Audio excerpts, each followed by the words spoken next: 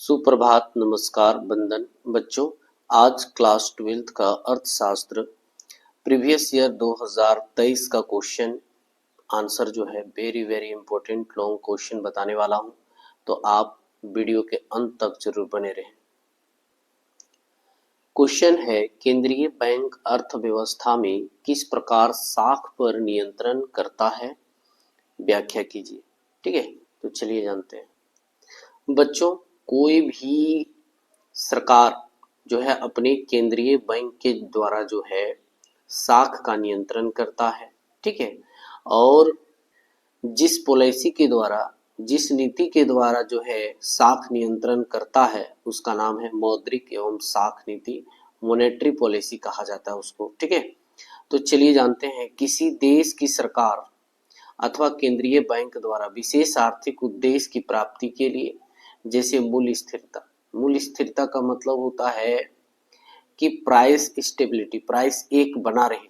विनिमय दर में, विनिमय दर का मतलब है भारत का करेंसी और ब्रिटेन का करेंसी के जो लेन देन होगा, जो रेट तय की जाएगी उसको विनिमय दर कहा जाता है। में स्थिरता, रोजगार, आर्थिक विकास की दर को बढ़ाने आदि अर्थव्यवस्था में मुद्रा की मात्रा के प्रसार तथा संकुचन के प्रबंधन को, है ना, मौद्रिक नीति कहते हैं। यहाँ देखिए लिखा हुआ है मुद्रा की मात्रा का प्रसार, यानी मुद्रा की मात्रा बढ़ाना।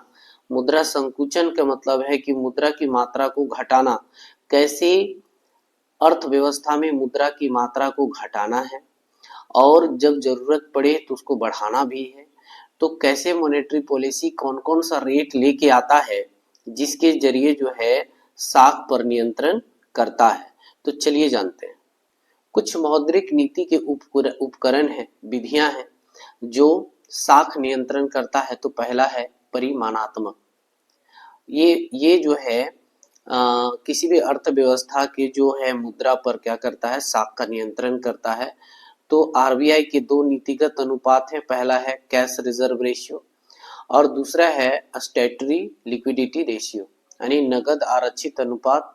दूसरा है वैधानिक तरलता अनुपात, इसका भी मैं डिफिनेशन भी बताऊंगा। फिर क्या है दूसरा में, आरबीआई की दो नीतिगत दर भी है, रेपो दर और रिवर्स दर। उसके बाद है बैंक दर, सीमांत अस्थायी सुविधा दर, खुले बाजार की क्रियाएं, अस्थायी जमा सुविधा। ये जितने भी आपको दिखाई पड़ रहा है ये सब जो है साख नियंत्रण के उपकरण हैं, है ना। इसके जरिए ही आरबीआई क्या करता है, मुद्रा का साख नियंत्रण करता है। परिमाणात्मक विधि का पहला है नगद आरक्षित अनुपात, वह राशि जिसे बैंकों के द्वारा अपनी कुल जमा में से एक निश्चित राशि, यानी अभी तो सीआरआर का रेट जो सरकार तय कर रखी है वो है 4.5%। ठीक है, 4.5% जो है सीआरआर के रूप में कोई भी कॉमर्शियल बैंक अपने कुल जमा का रिजर्व बैंक ऑफ इंडिया के पास जमा करता है, उसको सीआरआर कहा जाता है।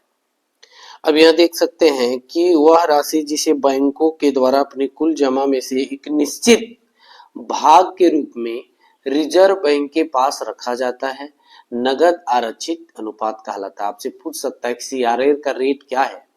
अभी सीआरआर करेंट रिजर्व रेशियो का रेट जो है वो 4.5%, अपने कुल जमा पूंजी का 4.5% जो है कोई भी कॉमर्शियल बैंक, वाणिज्य बैंक जो है केंद्रीय बैंक के पास रखना होता है।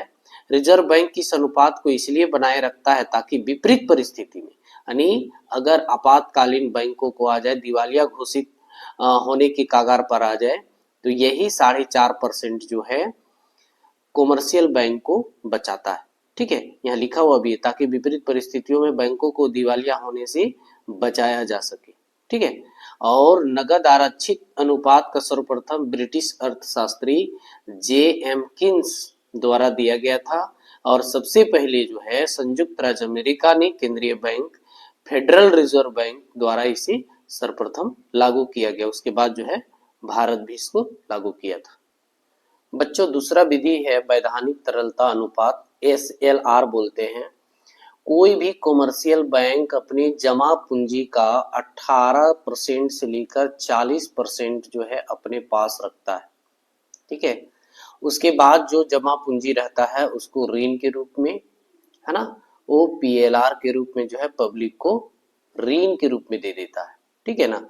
तो वैधानिक तरलता अनुपात कमर्शियल बैंक चाहे वाणिज्य बैंक जो है अपने पास कितना रकम रखता है, 18 से 40% जो है अपने कुल जमा पूंजी का रखता है, ताकि ग्राहक के साथ लेन देन कर सके। अब यहाँ क्या लिखा हुआ है कि व्यापारिक बैंकों को अपने कुल जमा का एक निश्चित अनुपात, देखिए निश्चित अनुपात कितना है, 18 से 40%, ठीक है, अपने पास नगद, स्वर्ण, अल्पकालीन, आधारित सरकारी प्रतिभूतियों के रूप में संरक्षित रखना होता है। कुल जमा के इस अनुपात को ही वैधानिक तरलता अनुपात कहते हैं। तीसरा उपकरण क्या है, रेपो दर। रेपो दर वह दर होती है जिसके द्वारा कोई भी वाणिज्य बैंक रिजर्व बैंक से अपनी सरकारी प्रतिभूतियों के बदले अल्पकालीन ऋण, बोला है कि कुछ घंटों से लेकर 14 दिनों तक की अवधि प्राप्त करता है, ठीक है ना। अगर कोई कॉमर्शियल बैंक को पैसा की जरूरत होता है, एक आम जनता की तरह जैसे बैंक से लोन लेता है उस तरह जो है बैंक भी क्या करता है, रिजर्व बैंक से लोन लेता है। तो कुछ घंटों के से लेकर 14 दिन तक अगर कोई बैंक उधार लेता अपनी प्रतिभूतियों को, जैसे मान लीजिए अपना कोई डॉक्यूमेंट गिरवी रख दिया, ठीक है, गिरवी रख करके जो है कुछ घंटों से लेकर 14 दिन तक लेता है, तो इसको रेपो दर के नाम से जाना जाता है। यहाँ देखिए बोल रहा है अल्पकालीन, तो कुछ घंटा से 14 दिन कम दिन के लिए इसलिए अल्पकाल लिखा हुआ है, ठीक है। भारतीय रिजर्व बैंक तरलता प्रबंधन के अंतर्गत बाजार में तरलता बढ़ाने अथवा घटाने हेतु इस दर का कमी या वृद्धि करता है। अगर सरकार चाहेगा कि नहीं सो हमको मार्केट से जो है मुद्रा कम करना है, संकुचित करना है, तब क्या करेगा, रेपो दर को घटा देगा या बढ़ा देगा। रेपो दर को क्या करेगा, बढ़ा देगा, और वो बैंक जो है कम से कम ऋण ले पाएगा, किससे, केंद्रीय बैंक से, तो मार्केट में पैसा स्वतः घट जाएगा। अगर चाह रहा है कि नहीं मार्केट में जो है यानी अर्थव्यवस्था में जो है पैसा बढ़ाना है, उसको विस्तार करना है, तो रेपो दर क्या करेगा, घटा देगा।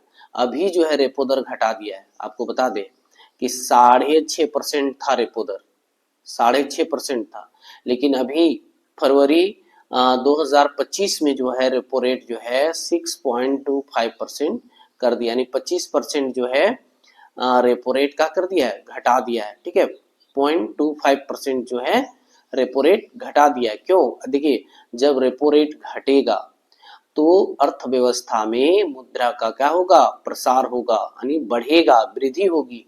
क्योंकि बैंक कम रेट में अगर इसको लोन मिल रहा है तो ज्यादा से ज्यादा लोन लेगा, तो इस तरह अर्थव्यवस्था में क्या होगा, मुद्रा की मात्रा बढ़ जाएगा। तो बढ़ जाना को क्या कहते हैं, विस्तार होना। अगर रेपो रेट बढ़ा देगा तो बैंक कम से कम लोन लेगा, किससे, आरबीआई से, और क्या होगा, मार्केट में पैसा कम होगा। जब कम होगा तो क्या होगा, तो इस तरह जो है मुद्रा का क्या सकते हैं, साख का नियंत्रण करता है, कभी बढ़ा देता है तो कभी घटा देता है। बढ़ाने का मतलब है कि अर्थव्यवस्था में जो मुद्रा की मात्रा है उसको संकुचित करना है, घटाना है, और अगर रेपो रेट घटा देता है तो समझ जाइए कि अर्थव्यवस्था में पैसा बढ़ेगा, विस्तार होगा, ठीक है। एक और है जिसको बोलते हैं रिवर्स रेपो रेट। ये क्या है, रिवर्स रेपो रेट वह दर होती है जिस पर भारतीय रिजर्व बैंक वाणिज्य बैंक से उनके तरलता अधिक के जमा के स्वीकार करता है। रिजर्व बैंक इसका उपयोग कर सकते हैं, प्रयोग बाजार से तरलता कम करने हेतु इसको करता है। देखिए इसको समझिए, क्या करता है कि बैंक के पास बहुत ज्यादा पैसा रहता है तो अपना जमा पूंजी को क्या करता है, केंद्रीय बैंक यानी आरबीआई के पास जमा करता है, और जो है इसको जो है उसके बदले जो है कॉमर्शियल बैंक को 3.35% की दर से 3.35 के रेट के हिसाब से जो है इंटरेस्ट देता है, किसको, कॉमर्शियल बैंक को, ठीक है, ताकि जो है पैसा मार्केट में कह सकते हैं कि सर्कुलेट ना हो सके, वो केंद्रीय बैंक के पास जो है जाके जमा हो जाता है, और केंद्रीय बैंक जो है कॉमर्शियल बैंक को 3.35% के हिसाब से जो है ब्याज वापस देती है। कौन, केंद्रीय बैंक, किसको, कॉमर्शियल बैंक को, ठीक है। तो इस तरह जो है मार्केट से पैसा कहाँ निकल के चला जाता है, केंद्रीय बैंक के पास चला जाता है। तो ये एक प्रकार से ये क्या कर रहा है, मुद्रा का संकुचन कर रहा है, कहिए मुद्रा की मात्रा मार्केट में घटा दे रहा है। ठीक है। अब एक उपकरण है बैंक दर। बैंक दर वह दर होती है जिस पर रिजर्व बैंक वाणिज्य बैंकों को ऋण देता है। किसको देता है? देखिए, रिजर्व बैंक वाणिज्य बैंकों को ऋण देता है। पहले तक रिजर्व बैंक की साख नियंत्रण उपायों में बैंक दर प्रमुख उपाय हुआ करता था, आज भी है। ठीक है। जब जो है रिजर्व बैंक वाणिज्य बैंक को ऋण देता है ना, तो ये क्या है कि अपना 6.75% के हिसाब से जो है दर के हिसाब से रिजर्व बैंक जो है वाणिज्य बैंक को ऋण देता है। ठीक है। तो इससे ऋण अगर दे रहा है तो इसमें साख का सृजन भी हो रहा है। किसके पास? केंद्रीय बैंक के पास। ठीक है। और क्या करता है कि ज्यादा अगर रेट रख देगा, बैंक दर अगर ज्यादा रख देगा तो बैंक जो है ऋण लेगा ही नहीं। जब ऋण नहीं लेगा तो अर्थव्यवस्था में मुद्रा संकुचन हो जाएगा, घट जाएगा। और अगर जहां बैंक दर बढ़ा कम कर दिया तो बैंक ज्यादा से ज्यादा ऋण लेगा और क्या होगा? मार्केट में मुद्रा की मात्रा बढ़ जाएगा। ठीक है। देखिए, यहाँ लिखा हुआ भी है कि रिजर्व बैंक बैंक दर में वृद्धि अथवा कमी करके वाणिज्य बैंकों द्वारा दिए जाने वाले ऋण की मात्रा को नियंत्रित करता था तथा यानी बोल रहा है, परंतु वर्तमान में भारतीय रिजर्व बैंक दर के स्थान पर रेपो दर का ही प्रयोग किया जा रहा है, जिसे भी हम लोग पीछे रेपो रेट बात कर रहे थे 6.25%, अभी 6.25%। ठीक है। देखिए, एक साख नियंत्रण का एक और उपाय है अस्थाई सीमांत अस्थाई सुविधा। बोल रहा है कि इसमें सभी अनुसूचित वाणिज्य बैंक रिजर्व बैंक से एक रात के लिए अपनी कुल जमा का 1% तक ऋण ले सकता है। देखिए, ऋण कब कोई लेता है? जब उसके पास पैसा का कमी हो जाता है, अभाव हो जाता है। तो जब अर्थव्यवस्था में मुद्रा तरल मुद्रा की मात्रा कम हो जाता है तो बैंक जो है किससे? तो रिजर्व बैंक से एक रात के लिए अगर ऋण ले रहा है तो इसी को बोला जाता है मार्जिनल स्टैंडिंग फैसिलिटी, MSF। ठीक है।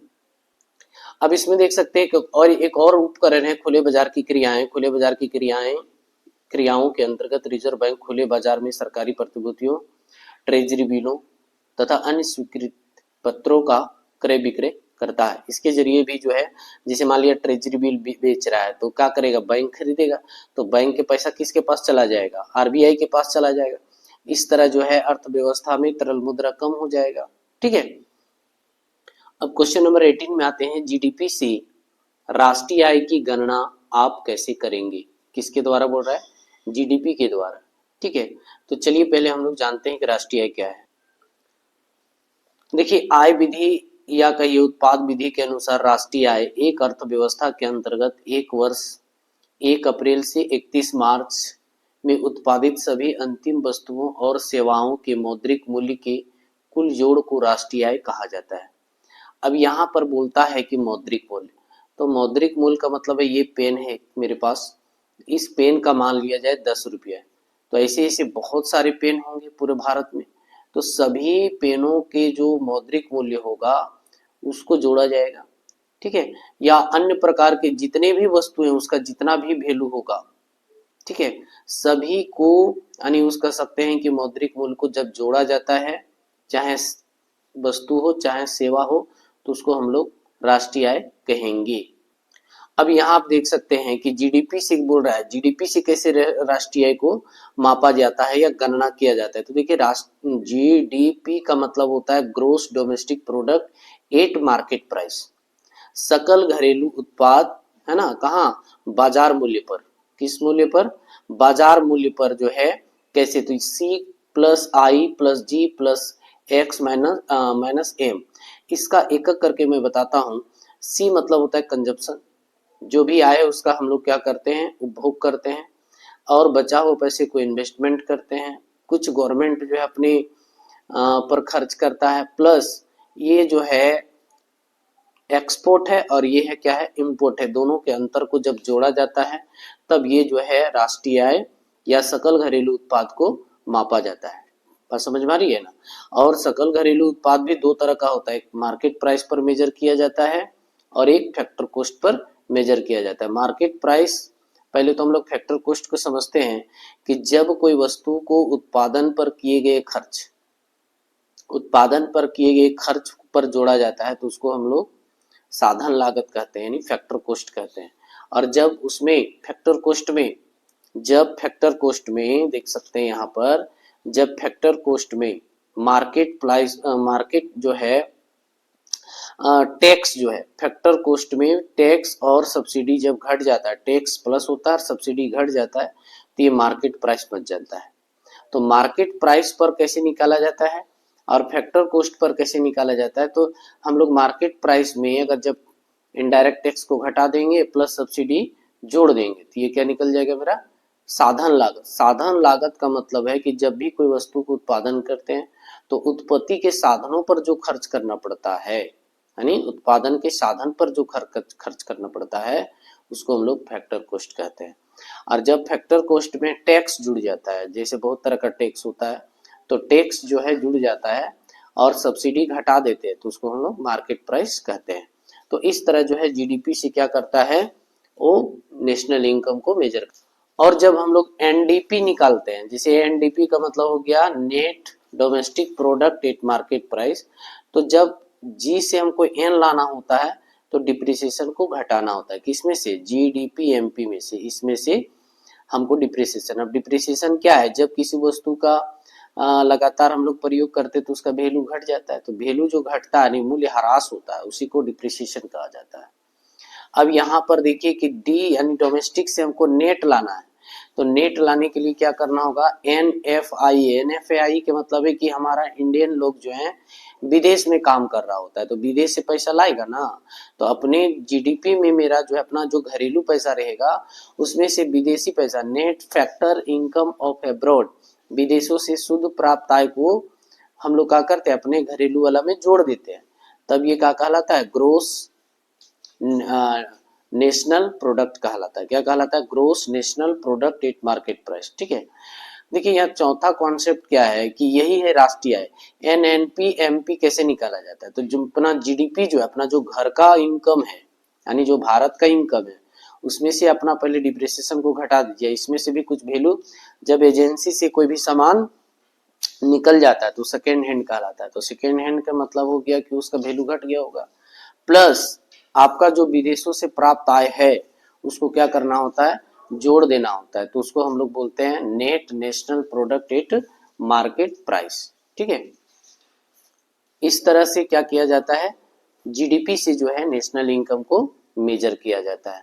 तो यहाँ पर दो तरीके से देखिए, अगर हम लोग फैक्टर कॉस्ट से निकालना चाहते हैं तो उसमें से क्या करना होता है, तो आपको मैंने बता दिया कि अगर फैक्टर कॉस्ट में अगर निकालना है आपको नेशनल इनकम, तो मार्केट प्राइस में इनडायरेक्ट टैक्स को क्या करना होता है, घटाना होता है, साथ ही सब्सिडी को जोड़ना पड़ता है, तब आपको फैक्टर कॉस्ट निकालेगा। बाकी कॉन्सेप्ट सेम है, जीडीपी यहाँ एमपी लिखा हुआ था, यहाँ सिर्फ एफसी लिख देना है, सी प्लस आई प्लस जी प्लस एक्सपोर्ट और इंपोर्ट कर देना है, सेम चीज रहेगा। ठीक है ना, लेकिन यहाँ फैक्टर लिखा हुआ रहेगा, और फैक्टर का मतलब है साधन लागत। साधन लागत का मतलब है कि जब किसी वस्तु को उत्पादन करते हैं तो उत्पत्ति के साधनों पर जो खर्च करते हैं उसी को फैक्टर कॉस्ट कहा जाता है। अब यहाँ पर देख सकते हैं कि राष्ट्रीय आय स्थिर कीमत पर, स्थिर कीमत मतलब फैक्टर कॉस्ट, ठीक है, को दर्शाता है। मार्केट बोल रहा है कि राष्ट्रीय आय की गणना 3 विधि द्वारा होता है। पहला उत्पादन विधि, इस विधि में उत्पादित समस्त वस्तु एवं सेवाओं का मूल्य का जोड़ा जाता है। यह जीडीपी को दर्शाता है, किसको दर्शाता है, जीडीपी को दर्शाता है। अभी जो जीडीपी हम लोग पढ़े तो उत्पादन विधि या फिर आय विधि कह सकते हैं उसको। इसमें दोहरे गणना की समस्या उत्पन्न हो जाती है, जिस कारण अंतिम वस्तु एवं मूल्य को जोड़ा जाता है। अभी हमने डिफिनेशन में कहा था, अंतिम वस्तुओं तथा सेवाओं के मौद्रिक मूल्य के जोड़ को जीडीपी कहा जाता है। तो अंतिम वस्तु किसको बोलते हैं, जो फाइनली कंज्यूमर उसको यूज करेगा। अब यहाँ पर जो है दूसरा है आय गणना विधि। तो इस विधि द्वारा सभी क्षेत्रों के आय को जोड़ा जाता है। ठीक है, जैसे उत्पादन के 3 क्षेत्र होते हैं, प्राथमिक, द्वितीयक और तृतीयक। ठीक है ना, तो तीनों क्षेत्रों की आय को जोड़ा जाता है, चाहे वह निजी क्षेत्र हो या फिर सार्वजनिक हो। ठीक है, भारत में राष्ट्रीय आय की गणना उत्पादन तथा आय दोनों विधि द्वारा किया जाता है। देख लीजिए भारत में किस तरह नेशनल इनकम को मेजर किया जाता है, तो उत्पादन विधि और आय विधि द्वारा, ठीक है। अब यहाँ देखिए उपभोग विधि द्वारा, इस विधि में उपभोग, ठीक है, या उपयोग तथा बचत, यहाँ उपभोग होना चाहिए तथा बचत को जोड़ा जाता है, यानी कंजप्शन, यानी इनकम इज इक्वल टू क्या होता है, कंजप्शन प्लस इन्वेस्टमेंट होता है। तो यहाँ पर जो उपभोग तथा बचत को जोड़ा जाता है, इसका प्रयोग विकसित देशों में किया जाता है, ठीक है। किस तरह के देश में, तो विकसित देश में। बचत विधि तथा मौद्रिक विधि राष्ट्रीय आय की गणना की विधि नहीं है। तो इस तरह जो है, अब हम लोग चलते हैं राष्ट्रीय आय को कितने प्रकार का होता है। देखिए बच्चों, जीडीपी जो है फैक्टर कॉस्ट पर दो प्रकार का होता है, एक नॉमिनल जीडीपी होता है और एक रियल जीडीपी होता है। हम लोग देखेंगे कि नॉमिनल जीडीपी कैसे होता है, देख लीजिए यहाँ पर बोला है कि इसमें उत्पादित वस्तु का चालू वर्ष मतलब करेंट ईयर का मूल्य पर निकाला जाता है। नॉमिनल जीडीपी कैसे निकाला जाता है, तो अभी मान लीजिए 2025 है, तो 2025 में मान लिया जाए एक पेन का दाम जो है 25 रुपया है, ठीक है। तो अभी के रेट से ही जोड़ा जा रहा है। यही वाला जो अगर मान लिया जाए 2012 में 10 रुपया होगा, तो 10 रुपया पर अगर जोड़ा जाएगा तो ये हो जाएगा आपका रियल जीडीपी, और अभी अगर करेंट ईयर वाला प्राइस से जोड़ा जाएगा तो हो जाएगा नॉमिनल जीडीपी, ठीक है। अब यहाँ पर देख सकते हैं कि जब एक वर्ष में उत्पादित वस्तुओं और सेवाओं के मूल्यों की गणना बाजार मूल्य या चालू कीमत पर की जाती है ना। क्या बोल रहा है, जब एक वर्ष में उत्पादित, यानी बोल रहा है एक वित्तीय वर्ष के दौरान 1 अप्रैल से 31 मार्च के अंदर जितने भी वस्तु और सेवा, अंतिम वस्तु और सेवा का उत्पादन होगा उसका मौद्रिक मूल्य की गणना किया जाता है। बोल रहा है कि नॉमिनल जीडीपी हमेशा अधिक हो दिखता है, क्योंकि करेंट प्राइस पर उसको मापा जाता है, इसीलिए उसका वैल्यू अधिक दिखाई पड़ती है, क्योंकि इसमें मुद्रास्फीति भी जुड़ी रहती है। अब मुद्रास्फीति क्या है, तो जब किसी वस्तु की कीमत में वृद्धि हो जाती है, पहले देखिए यहाँ 2012 में उसका दाम कितना था, 10 था, अभी 25 हो गया, तो कहीं ना कहीं क्या है कि यहाँ पर 15 रुपया बढ़ा हुआ दिख रहा है, तो इसी को हम लोग बोलेंगे मुद्रास्फीति। अब यहाँ पर देखिए नॉमिनल जीडीपी में प्रोडक्शन वैल्यू नहीं देख पाते हैं हम लोग, जो है इसमें प्रोडक्शन वैल्यू स्पष्ट नहीं देख पा रहे हैं। बोलेगी नॉमिनल जीडीपी का उस साल के प्राइस पर निकाला जाता है जिस साल के जीडीपी को निकालना है। जैसे हमको 2025 का निकालना, तो एक पेन का दाम 25 रुपया, तो इसके इस मूल्य के आधार पर अगर हम निकाल रहे हैं तब फिर ये क्या कहलाएगा, नॉमिनल। लेकिन हम लोग अगर 10 रुपये के हिसाब से निकालते हैं, 2012 वाला के रेट के हिसाब से जब निकालेंगे तो रियल जीडीपी। चलिए एग्जाम्पल से समझते हैं। 2011 में एक पेंसिल का कीमत 5 रुपया था, और उस वक्त जो है 20 पेंसिल बन रहा होता है, ठीक है, या पेन बन रहा होता है। तो यहाँ 20 पचे कितना हो जाएगा, 100 हो जाएगा। तो ये मेरा क्या कहलाएगा, नॉमिनल, चूंकि अभी करंट ईयर 2011 का ही निकाल रहे हैं। अभी यहाँ पर 12 में कितना था रेट, 6 रुपया हो जाता है, 1 रुपया बढ़ जाता है, तो और क्या होता है, प्रोडक्शन घट जाता है, 19 हो जाता है, तो 19 छक्का कितना होगा, 114 होगा, ठीक है। अब यहाँ देखिए 2020 में रेट क्या हो जाता है, 7 हो जाता है, तो और प्रोडक्शन घटकर 18 हो जाता है, तो 18 गुने 7 देखिए 126 हो रहा है। हालांकि जीडीपी बढ़ते हुए दिखाई दे रहा है, लेकिन प्रोडक्शन क्या हो रहा है, कम हो रहा है, ठीक है।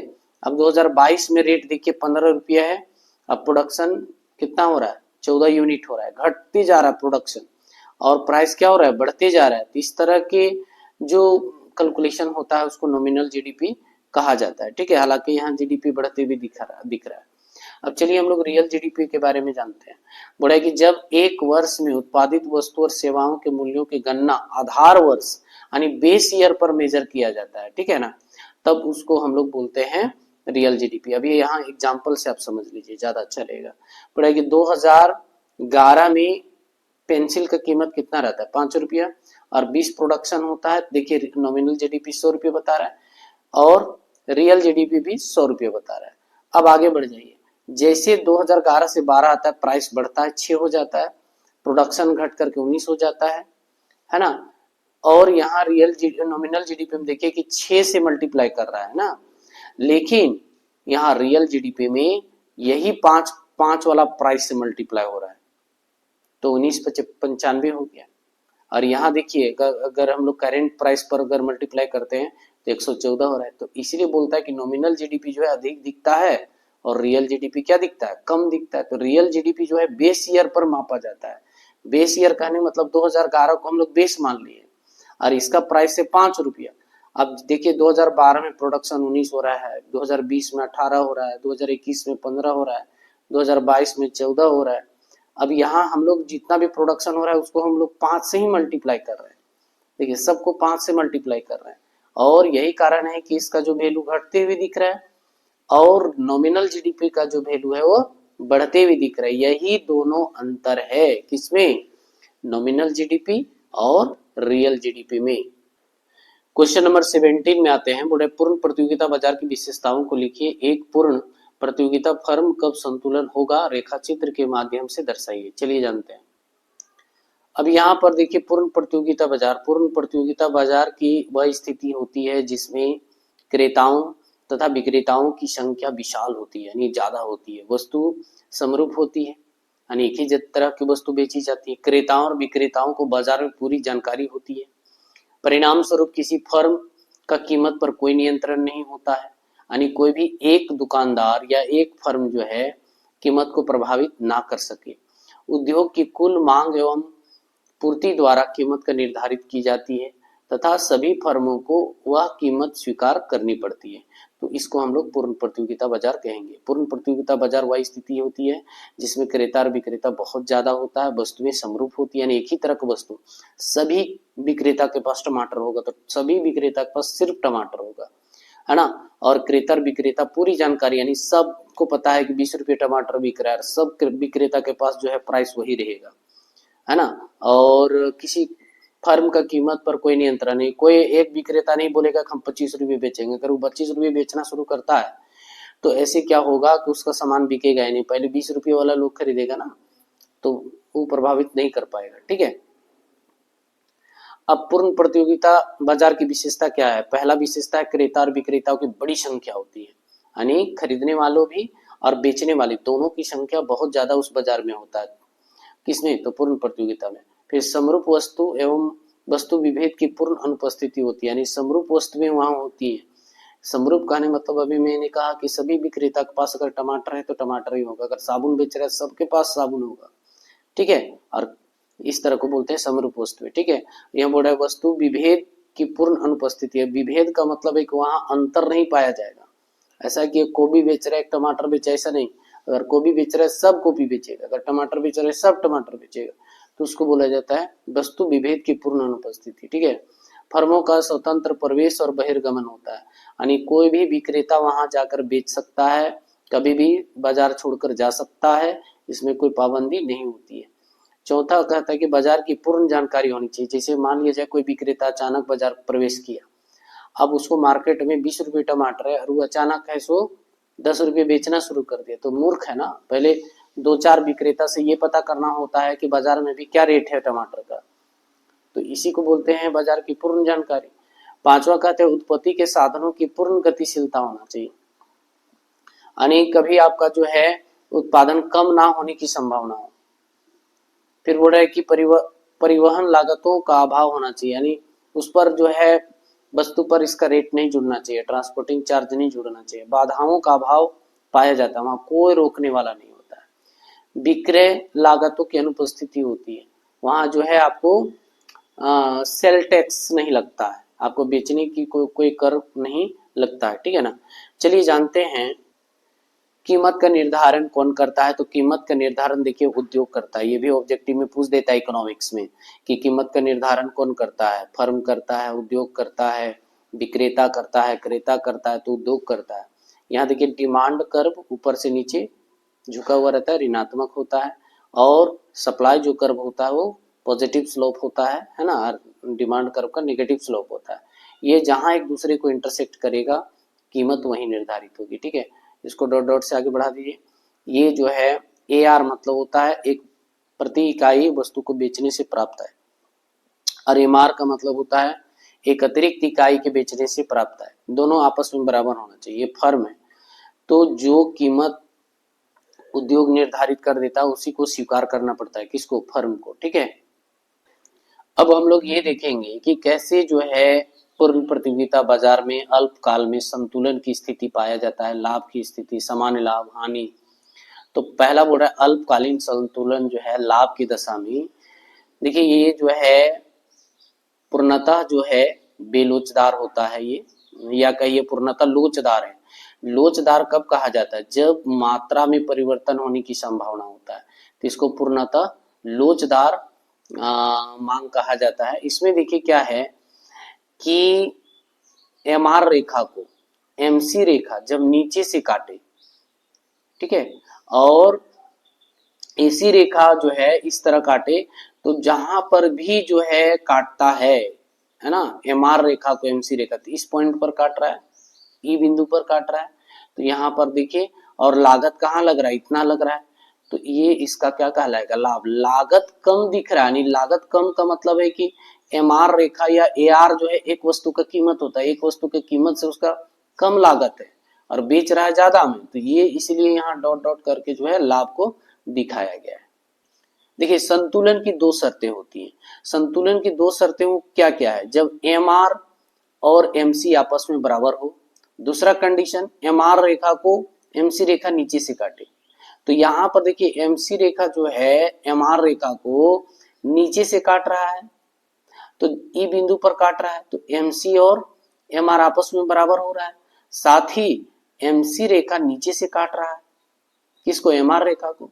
तो जिस बिंदु पर एमसी रेखा एमआर को नीचे से काटे, साथ ही एमसी और एमआर आपस में बराबर हो, तो इसको सामान्य लाभ कहा जाता है। इस बिंदु को कोई भी उद्योग, कोई भी फर्म छोड़ना नहीं चाहता है, ये ध्यान रखना है। तो ये बिंदु हो जाएगा सामान्य लाभ, ठीक है। यहाँ पर देख सकते हैं कि जितना ये उत्पादन में लागत लगाया है उतना ही में बेच रहा है। अब इसमें क्या था, लागत कम था, देखिए लागत बहुत कम है, नीचे एकदम जा रहा है, इसलिए यहाँ लाभ दिखाया। अब देखिए यहाँ पर हम लोग देखते हैं, हानि को देखते हैं। अब यहाँ पर देखिए कि एक वस्तु को बेचने से इसको इतना ही प्राप्त हो रहा है और उसका लागत बहुत ज्यादा, ऊपर का मतलब लागत ज्यादा दिख रहा है, ठीक है ना। लागत जो है इसका देखिए एक वस्तु का लागत यहाँ है और मार्जिनल कॉस्ट जो है नीचे से तो काट रहा है, किसको, एमआर रेखा, तो यहाँ पर ही संतुलन करना चाहेगा, तो देखिए इतना जो है इसका हानि हो जा रहा है, ठीक है। तो ये तीन स्थिति था बाजार का। यहाँ 16 क्वेश्चन में देख सकते हैं लागत क्या है।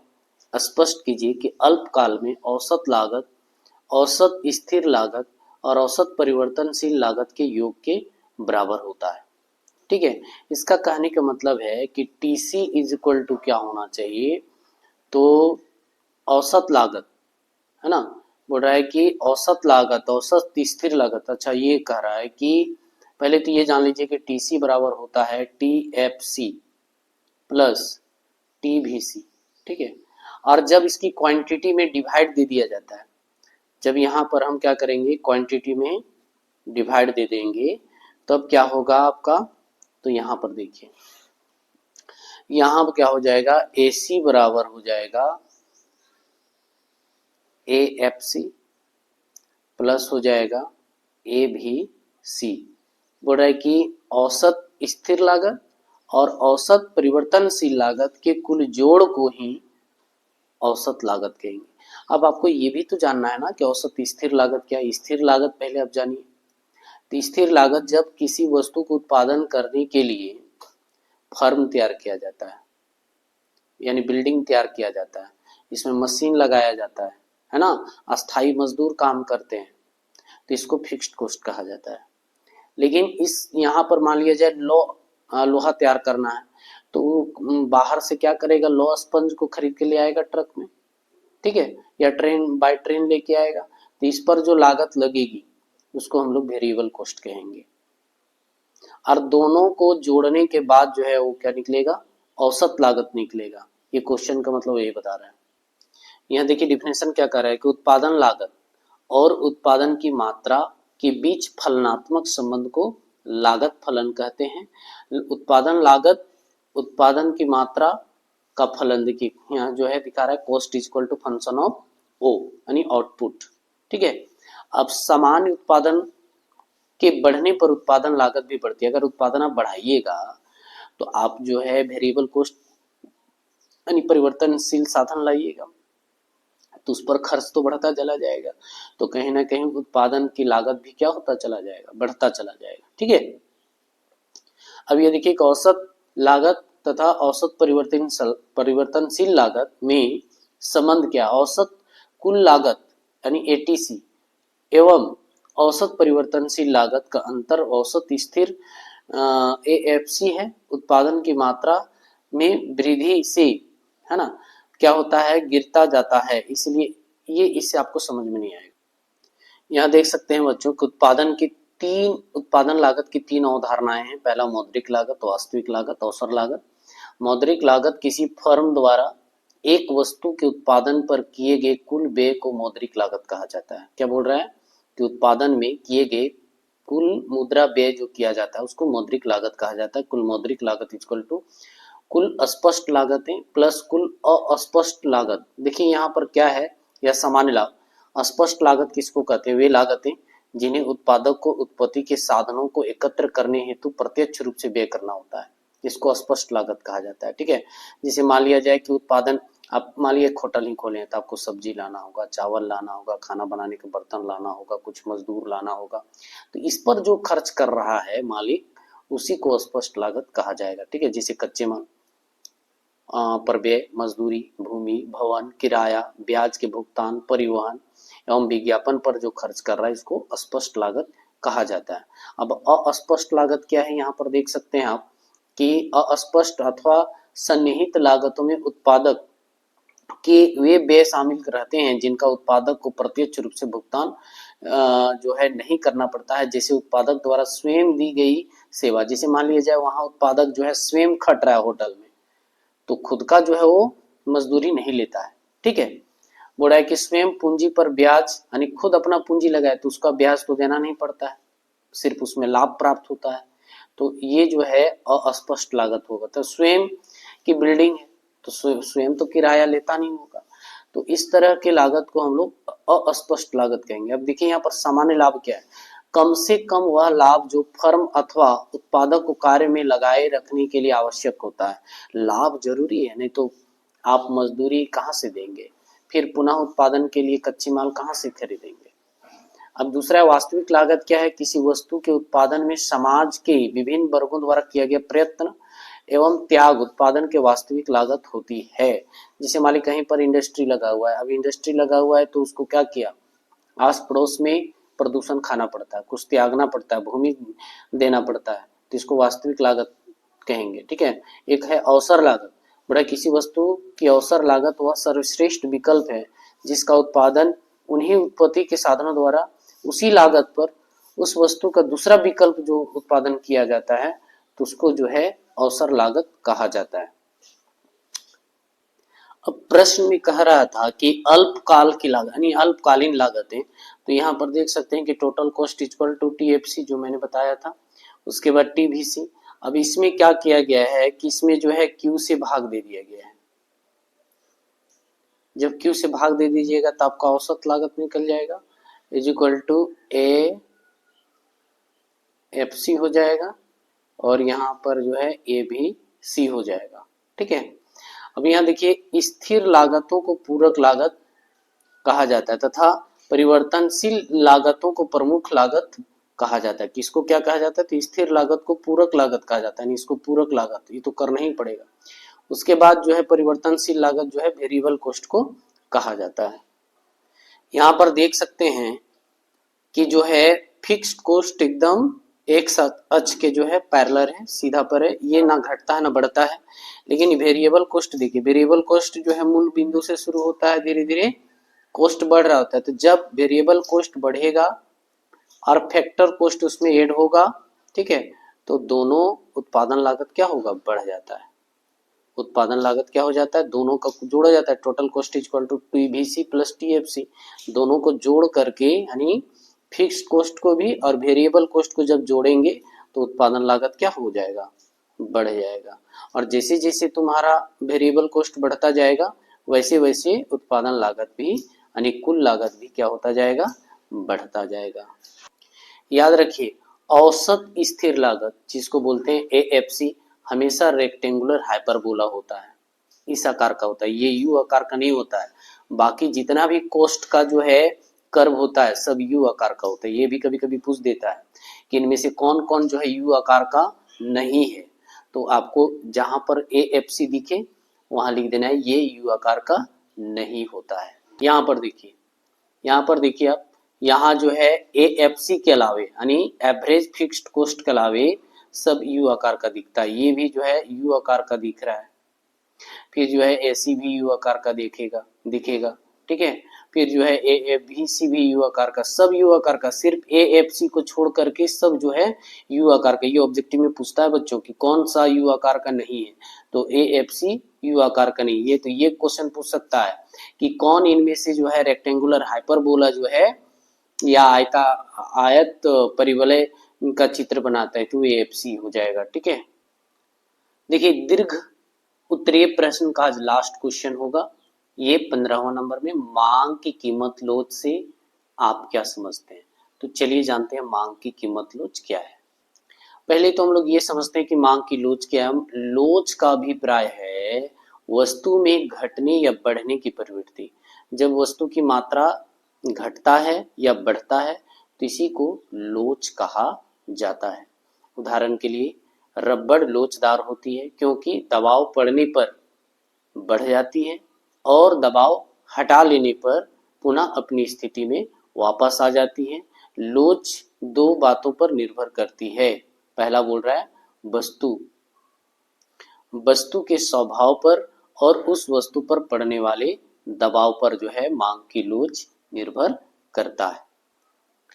बच्चों मांग की लोच जो है 3 प्रकार का होता है, कीमत लोच, आय लोच, आड़ी लोच, ठीक है।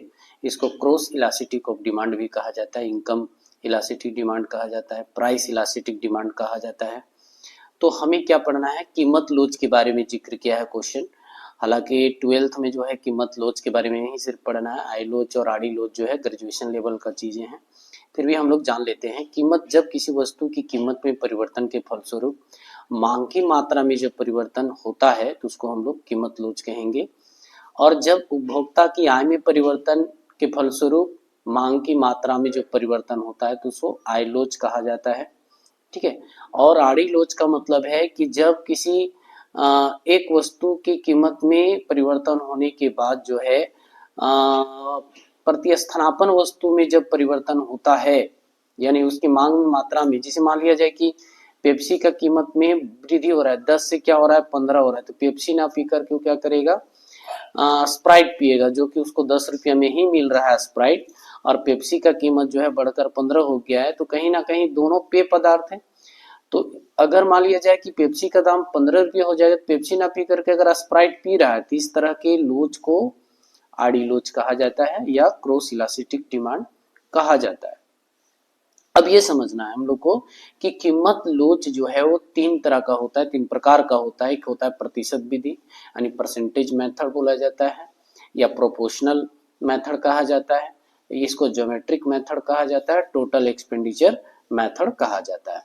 अब देखिए कि मांग की लोच की श्रेणियां जो होती हैं, मांग की लोच की श्रेणियां प्रतिशत विधि में 5 होता है, ज्यामिति में भी 5 होता है, और कुल व्यय विधि में जो है 3 प्रकार का होता है। तो चलिए हम लोग जानते हैं, यहाँ पर प्रश्न आपका बोला है कि मांग की जो लोच है वो 3 प्रकार का, पूर्णियता लोचदार मांग के बारे में जिक्र करने बोला है, पूर्णियता बेलोचदार और इकाई के बराबर, लेकिन हम लोग पांचों को देखेंगे। अब यहाँ पहला हम लोग प्रतिशत विधि पढ़ेंगे। प्रतिशत विधि किसका था, कीमत लोच का पहला विधि है। तो इस रीति का प्रतिपादन प्रोफेसर फ्लक्स ने किया है, ये याद रखना आपको। इस रीति के अनुसार मांग की लोच का अनुमान लगाने के लिए मांग में होने वाले अनुपातिक या प्रतिशत परिवर्तन को कीमत में होने वाले अनुपातिक प्रतिशत परिवर्तन के अनुपात को या भाग दे करके जो है निकाला जाता है। जैसे हम लोग यहाँ देख लेते हैं, मांग की लोच या elasticity of demand equal to minus क्या दिखा रहा है, प्राइस और क्वांटिटी के बीच जो है ऋणात्मक संबंध होता है, इसलिए यहाँ माइनस दिखाया जाता है। इस माइनस का कोई मतलब और नहीं है, ठीक है ना। मांग में अनुपातिक या प्रतिशत परिवर्तन बटा कीमत में या अनुपातिक या प्रतिशत परिवर्तन, ठीक है। चलिए इसको जो है मैथमेटिक्स से समझते हैं। यहाँ पर क्या बोल रहा है, मांग में परिवर्तन बटा प्रारंभिक मांग, यानी मांग में कितना परिवर्तन हो रहा है। जैसे करेंट क्वांटिटी में से क्वांटिटी बेस क्वांटिटी को घटाने पर साथ ही क्या करना है कि बेस क्वांटिटी से इसको भाग देंगे, तो जो करेंट क्वांटिटी से बेस क्वांटिटी को घटाएंगे तो चेंज इन क्वांटिटी होगा, और यही क्वांटिटी को यहाँ रखें। अब नीचे देखिए कि यहाँ करेंट प्राइस में से प्राइस को घटाएं तो चेंज इन प्राइस हो गया, बाकी बेस प्राइस को सेम टू सेम रखें। और ये माइनस तो आपको मैंने बताया कि प्राइस और क्वांटिटी के बीच जो है ऋणात्मक संबंध को प्रदर्शित करता है। अब ये डिवाइड में है तो मल्टीप्लाई में जब चेंज करेंगे तो ये ज्यों का त्यों रहेगा। Change in quantity by quantity को सेम टू रखें और ये नीचे वाला को ऊपर लेके आए, क्योंकि डिवाइड में जब मल्टीप्लाई में चेंज करते हैं तो डिनोमिनेटर जो होता है न्यूमरेटर बन जाता है, न्यूमरेटर जो है डिनोमिनेटर बन जाता है, ठीक है। तब जो है डिवाइड मल्टीप्लाई में चेंज होता है। अब यहाँ पर क्या किया गया है कि P को Q के साथ कॉम्बिनेशन रखा गया है और चेंज इन क्वांटिटी को चेंज इन प्राइस के साथ जो है कॉम्बिनेशन बनाया गया। तो इस तरह जो है आपका elasticity of demand is equal to minus P by Q into change in quantity by change in price, इसको बोलते हैं प्रतिशत विधि। अब यहाँ एग्जाम्पल से हम लोग समझ सकते हैं कि एक वस्तु की कीमत 15% गिर जाती है, यानी किसी वस्तु की कीमत जो है 15% क्या हो जाता है, कम हो जाता है। तो उसकी मांग 1000 इकाइयों से बढ़कर 1200 इकाइयां हो जाती है तो मांग की लोच ज्ञात करें।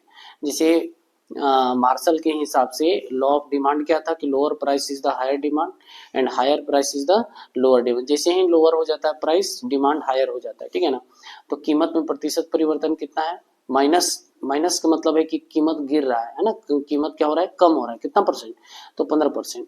अब मांग में प्रतिशत परिवर्तन जो है कैसे निकाला जाता है, देखिए जितना भी करेंट में डिमांड हो रहा है 1200 और बेस में डिमांड हो रहा था 1000, तो घटा दिए कितना बचेगा, 200 बचेगा बटा 1000। अब ये 2 कैंसिल कर दिए, 1 जीरो है तो 20% आ जाएगा। अब यहाँ कितना परसेंट आ जाएगा, 20%। अब यहाँ मांग की लोच का फॉर्मूला था मांग में प्रतिशत परिवर्तन बटा कीमत में प्रतिशत परिवर्तन। मांग में निकल गया 20% और प्राइस जो है 15% कम हो रहा था, ठीक है ना। तो इसको कैंसिल किए तो ये माइनस और यहाँ जो माइनस था वो खत्म हो जाना चाहिए, ठीक है, खत्म हो जाता है, ठीक है। तो यहाँ पर नहीं दिखाया गया। अब यहाँ जो है कैंसिल करने के बाद इतना आ रहा है, बात समझ रहे ना। इस तरह जो है क्या है, इकाई से अधिक आ रहा है। ये 1.33 आने का मतलब है कि जब प्राइस के अपेक्षा क्वांटिटी ज्यादा मात्रा में अगर चेंज हो जाए, प्राइस के अपेक्षा क्वांटिटी का ज्यादा मात्रा चेंज हो तो उसको कहा जाता है एडी ग्रेटर देन 1 कहा जाता है, ठीक है।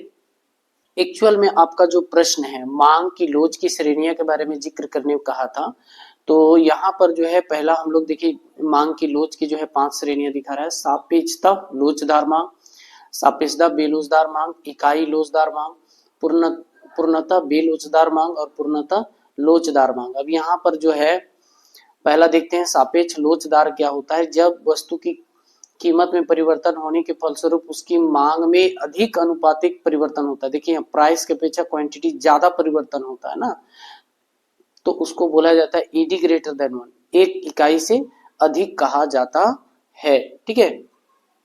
अब दूसरा देखिए बोला सापेक्षता बेलोचदार में क्या है, जब किसी वस्तु की कीमत में परिवर्तन के फलस्वरूप उसकी मांग में कम अनुपातिक परिवर्तन होता है, तब ऐसी स्थिति में मांग का जो है सापेक्ष बेलोचदार मांग कहा जाता है। यहाँ पर देख सकते हैं प्राइस का जो रेक्टेंगुलर बॉक्स है बहुत बड़ा है और जबकि यहाँ पर क्वांटिटी का देखेंगे तो बहुत कम है ना। तो यही कारण है कि ईडी लेस देन 1 कहा जाता है, इकाई से कम कहा जाता है, ठीक है। इसीलिए इसको बेलोचदार कहा जा रहा है, प्राइस के अपेक्षा कम, इसीलिए बेलोचदार। और यहाँ पर आप देखें कि प्राइस के अपेक्षा क्वांटिटी ज्यादा, तो ये हो गया लोचदार, ठीक है। अब यहाँ तीसरा देखेंगे कि जब किसी वस्तु इकाई लोचदार में जब किसी वस्तु की कीमत में परिवर्तन के फलस्वरूप उसकी मांग में उसी अनुपात में जो है परिवर्तन होता है, तब ऐसी वस्तु की मांग की इकाई लोचदार कहा जाता है। यहाँ पर देख सकते हैं चेंज इन प्राइस और चेंज इन क्वांटिटी में जो है बराबर है, दोनों का बॉक्स इक्वल है, इसीलिए ईडी इक्वल टू 1 कहा गया है। अब यहाँ पर देख सकते हैं कि जब किसी वस्तु की कीमत में परिवर्तन के फलस्वरूप उसकी मांग में कोई परिवर्तन नहीं होता है तो ऐसी मांग को पूर्ण या पूर्णतः बेलोच कहा जाता है। यहाँ पर देख सकते हैं क्वांटिटी फिक्स हो गया है और प्राइस जो है पहले P1 था, अब घट करके जो है P2 हो रहा है, फिर भी जो है क्वांटिटी बढ़ नहीं रहा है। जबकि मार्शल के अनुसार लॉ ऑफ डिमांड कहता है कि lower price is the higher demand, लेकिन प्राइस लो होने के बावजूद भी क्वांटिटी अगर परिवर्तन नहीं होता है तो ऐसी स्थिति में इसको पूर्णतः बेलोचदार मांग कहा जाता है। इसका ईडी इक्वल टू 0 के बराबर होता है, क्योंकि क्वांटिटी नथिंग होता है, ना के बराबर परिवर्तन होता है। अंतिम जो है पूर्ण लोचदार मांग में जब किसी वस्तु की कीमत में नग्न परिवर्तन, कीमत में एकदम परिवर्तन नहीं होता है पर या अथवा बिल्कुल परिवर्तन ना हो पर भी मांग में अत्यधिक जो है परिवर्तन होता रहता है, तब ऐसी स्थिति में या तब ऐसी वस्तु की मांग को पूर्णतः लोचदार मांग कहा जाता है। आप इसको कर्व से देख सकते हैं कि प्राइस जो है, प्राइस में नग्न परिवर्तन होता है, ना के बराबर होता है, लेकिन क्वांटिटी में परिवर्तन हो रहा है। पहले OQ1 अब OQ2 कर रहा है, तो कहीं ना कहीं जो है मांग में जो है परिवर्तन हो रहा है। ठीक है, तो इसीलिए इसको बोला जाता है पूर्णतः लोचदार मांग कहा जाता है। तो आज के लिए बहुत बहुत धन्यवाद बच्चों, है ना। ध्यान से देखिए, आपको एग्जाम में जरूर मदद